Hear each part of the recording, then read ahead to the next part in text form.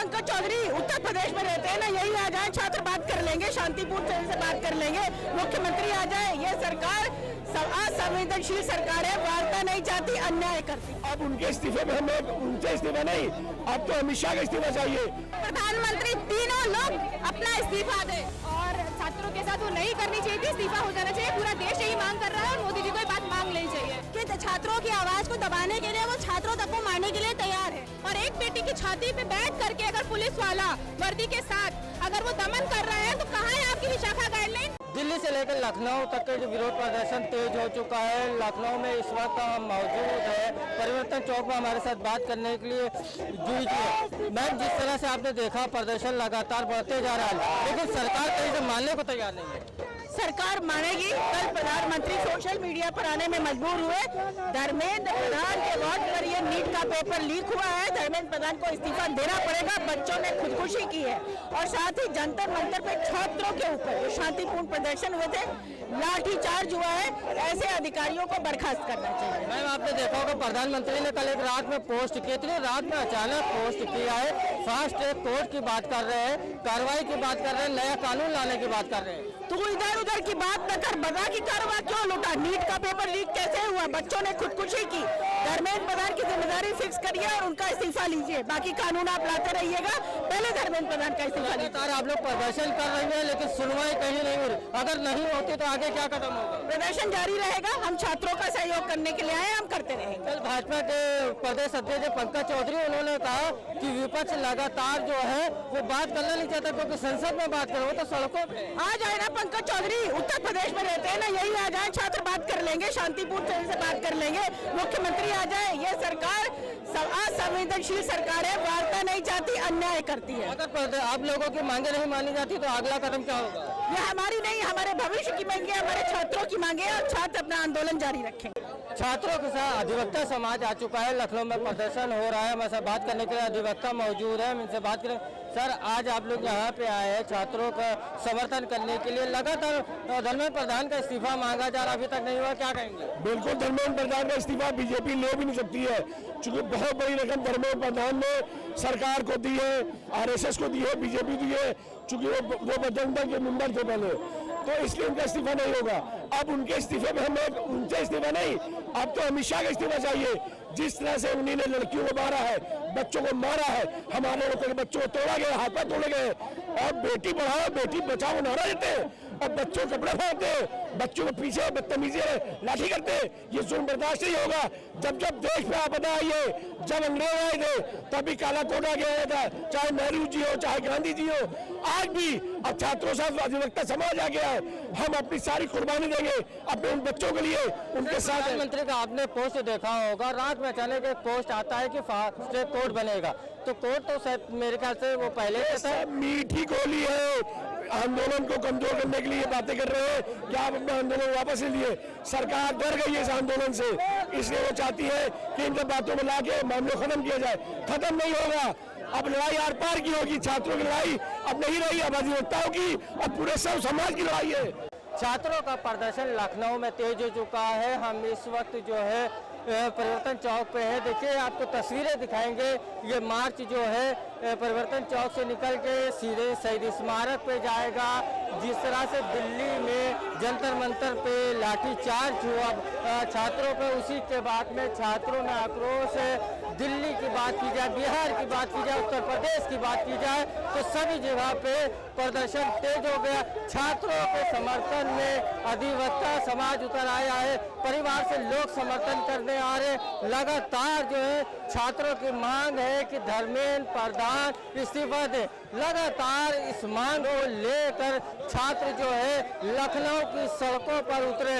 सुबह से शाम तक के लगातार प्रदर्शन हो रहे हैं। तो प्रधानमंत्री मोदी ने एक बयान रात में जारी किया था, जो फास्ट ट्रैक कोर्ट बनाने को लेकर किया था, उसके बावजूद भी छात्र मानने को तैयार नहीं है। छात्रों का कहना है कि कहीं ना कहीं उन लोगों को एक समझाने वाला काम किया जा रहा है।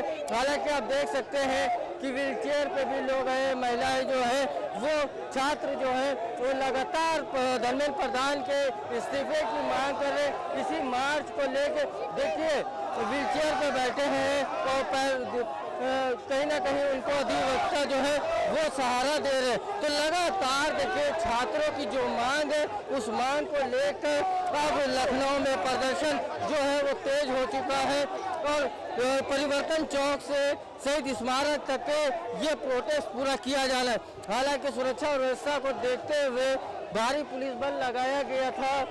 अब देखिए इस्तीफे की मांग को लेकर छात्र लोग यहाँ पे मौजूद है। इस्तीफे की मांग में क्या कहेंगे? Sir, we want the resign of Dharmendra Pradhan. लगातार छात्र मांग सिर्फ एक ही कर रहे हैं, धर्मेंद्र प्रधान का इस्तीफा। प्रधानमंत्री के मैसेज आने के बाद में कहीं ना कहीं छात्रों में नाराजगी है।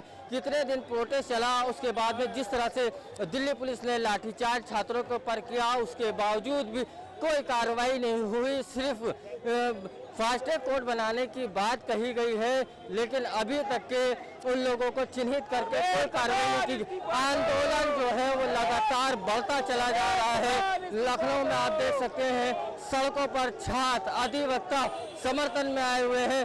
छात्रों के समर्थन में परिवार के लोग, तमाम ऐसे मुस्लिम समाज के लोग, सभी समाज के लोग आए हुए हैं। लगातार उनकी मांग है कि धर्मेंद्र प्रधान इस्तीफा दे।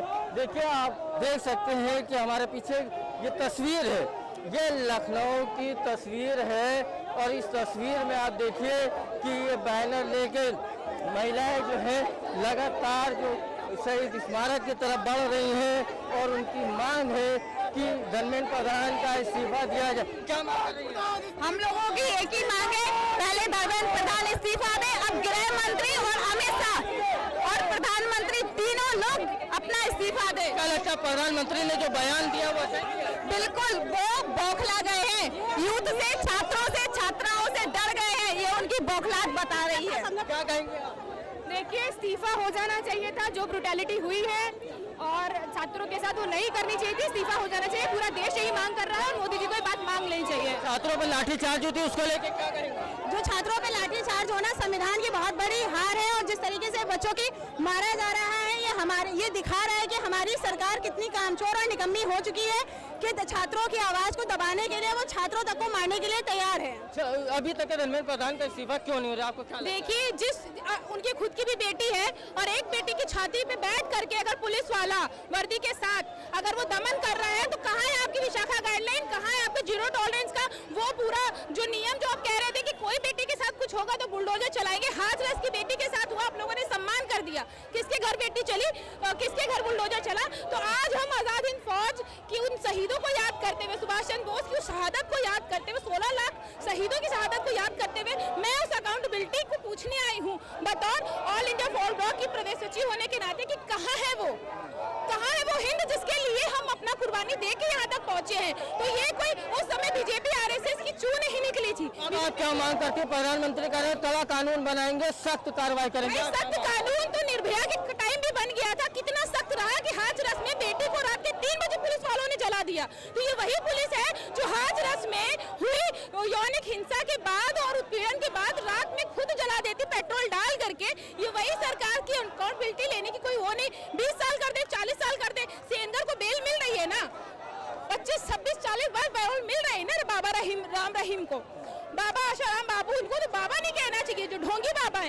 एक पुजारी ने रेप की कोशिश की और उसके पक्ष में लोग धरने में आ गए।